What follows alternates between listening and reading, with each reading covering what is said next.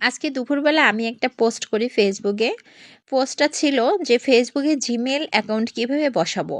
তো ওই পোস্টে অনেকেই কমেন্ট করছেন এবং অনেকে অনেকভাবে শিখিয়ে দেওয়ার ট্রাই করছেন। আমি সবাইকে অসংখ্য ধন্যবাদ জানাবো যারা আমাকে কমেন্ট সেকশন বাদ দিয়ে মেসেঞ্জারে এসেও নক করে বিভিন্ন রকমভাবে হেল্প করেছেন। আমি কিন্তু ইউটিউব দেখে দেখে অনেক ট্রাই করছি এই জিমেলটা বসানোর জন্য। জিমেলটা কেন বসাবো? অনেকে প্রশ্ন করছে যে আপনি জিমেল নিয়ে এত পড়ে আছেন কেন? আপনি কেন বসাবেন? আপনার কি ফেসবুকে কোনো সমস্যা হচ্ছে? তো জিমেলটা কেন বসাবো সেটা আমি বলতেছি। আসলে আমি এখনো মনিটাইজেশন পাইনি, কন্টেন্ট মনিটাইজেশন যেটা, সেটার জন্য ফেসবুক টিমের কাছে একটা আবেদন করব। ওই আবেদন ক্রোম ব্রাউজারে গিয়ে ওখানে একটা ফর্ম দেয় ওরা, ফিল আপ করবো। তো সেখানে ফোন নাম্বার বা জিমেল চায়। তো অনেক সময় ফোন নাম্বার তারা নেয় না, তারা জিমেল চায়। তো আমার ফোন নাম্বারটা ওরা নেয়নি, আমার জিমেল অ্যাকাউন্টস আছে। যে জিমেল অ্যাকাউন্ট দিয়ে আমার ফেসবুকটা লগ ইন করা আছে বা ফেসবুক খোলা হয়েছে। এখন আমি কিন্তু কোনো রকমের জিমেল আইডি দিয়ে ফেসবুকটা খুলিনি। আমার এই ফেসবুক আইডিটা 2014 সালে বা 15 সালে আমি এই ফেসবুক আইডিটা অন করছি। আর এই ফেসবুক আইডিটা অন করে দিয়েছে আমার এক ফুফাতো ভাই। তো তখন থেকে কিভাবে কি হয়ে আছে ওভাবেই আছে, কোনো সেট আপ কোনো সেটিং কোনো কিছুই করি নাই, যা আছে তাই, যেমনটা আছে তেমন। তো এখন যেহেতু আমি প্রফেশনাল মোড অন করছি, মানে পেজে রূপান্তর করছি, চাচ্ছিলাম যে কিছু টাকা আর্ন হোক বা এ কারণেই কাজ করতেছি। তো সেটার কারণেই আর কি আমি এই জিমেল করতেছি। আপনারা যারা শুনতে চাচ্ছেন বা জানতে চাচ্ছেন তাদেরকে বলতেছি।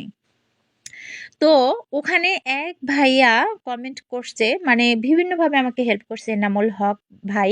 উনি খুবই ভালো মানুষ, উনি আমাদের বড় খাতারই মানুষ। তো ওনার সঙ্গে আমি দেখা করলাম কিছুক্ষণ আগে।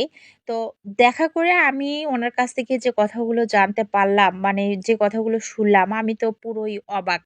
মানে বড় কথা, মানুষ বলে না যে বাড়ির গরু খুলির ঘাস খায় না, একটা কথা আছে না, সেই কথাটা আমার ক্ষেত্রে প্রযোজ্য। মানে আমার ক্ষেত্রে একদম কাটে কাটেই মিলে গেছে। কিরকম?